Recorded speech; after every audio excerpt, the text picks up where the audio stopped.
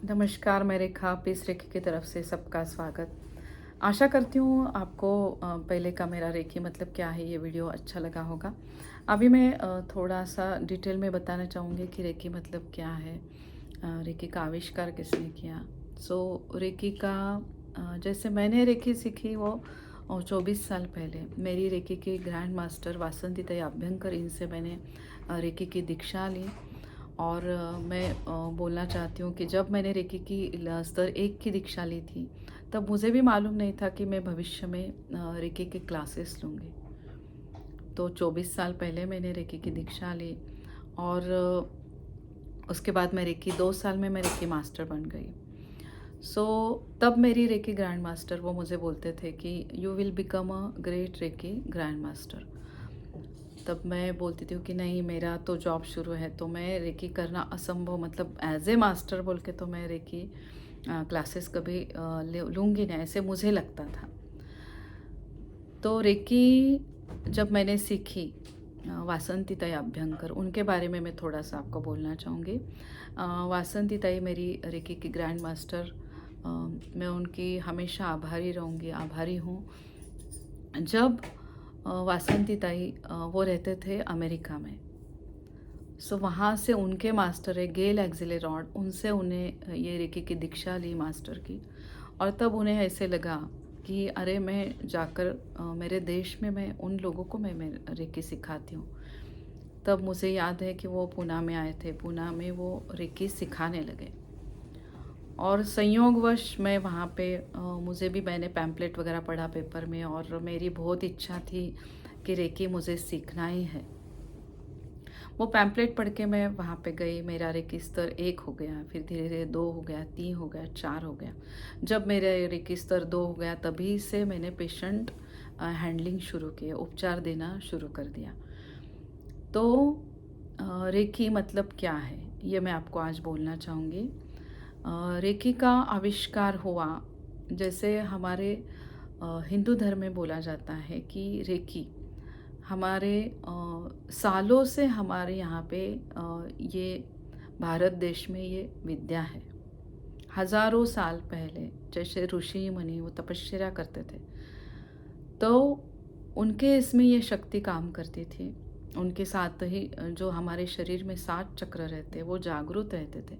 इसलिए उनके इच्छानुरूप वो जो भी चाहे वो मांग लेते थे, वो आशीर्वाद रूप में उन्हें मिल जाता था। उनकी इतनी ध्यान धारणा थी कि उसके वजह से उनके इसमें ये रेकी काम करती थी। और ऐसे भी माना जाता है कि जब ये ब्रह्मांड की उत्पत्ति हुई थी, तब भगवान शिव ने ये वैश्विक शक्ति मतलब ये रेकी शक्ति यहाँ पे पृथ्वी पर वो लेके आए थे। तो तभी से ये शक्ति यहाँ पर है। फिर हमारे जो अलग-अलग भगवान हो गए, उनमें ये शक्ति थी। फिर जैसे महान संत हो गए, उनमें ये शक्ति थी और वो काम करते थे। तो ऐसे बोला जाता है कि गौतम बुद्ध उन्होंने क्या किया था, उन्होंने राजपाट छोड़ के उन्होंने ध्यान धारणा की, तपश्चर्या की।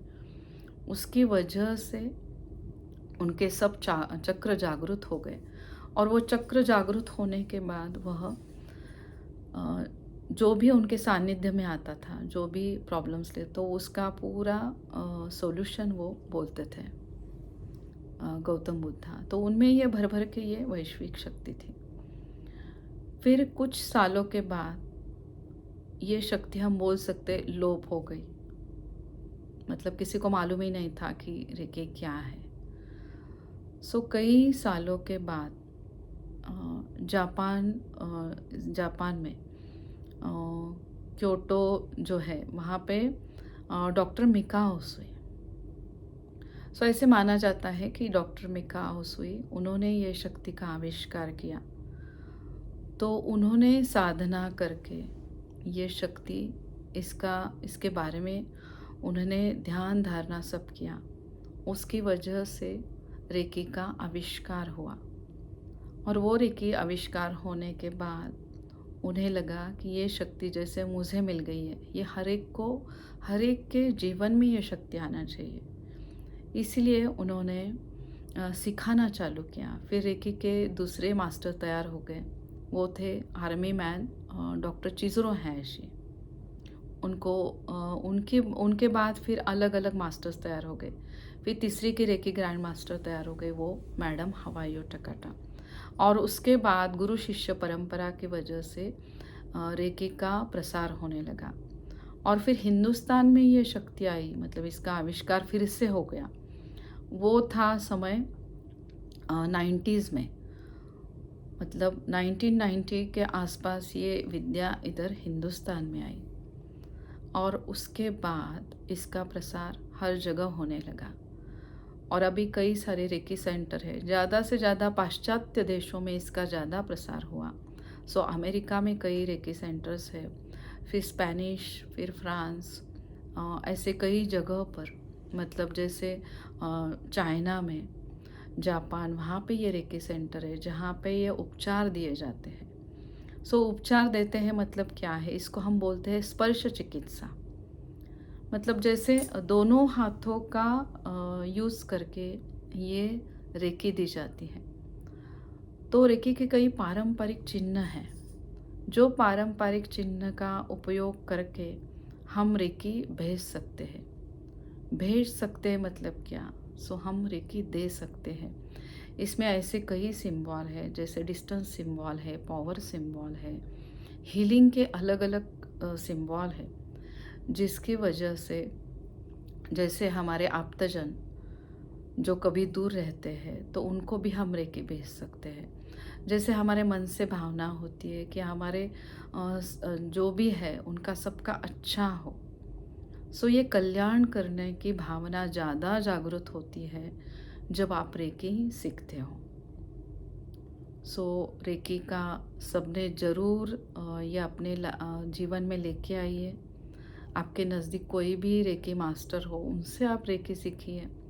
मेरे रेकी के क्लासेस अवेलेबल हैं। मैं ऑनलाइन दीक्षा देती हूँ, ऑफलाइन भी रेकी की दीक्षा देती हूँ। तो ये सुंदर आशीर्वाद, कल्याणकारी आशीर्वाद, स्वयंभू शक्ति जिसे हम बोलते हैं, ऐसी शक्ति का आशीर्वाद ज़रूर हमारे जीवन में लेके आइए। अपना जीवन सुमधुर बनाइए। अवधूत चिंतनम। श्री गुरुदेव दत्त।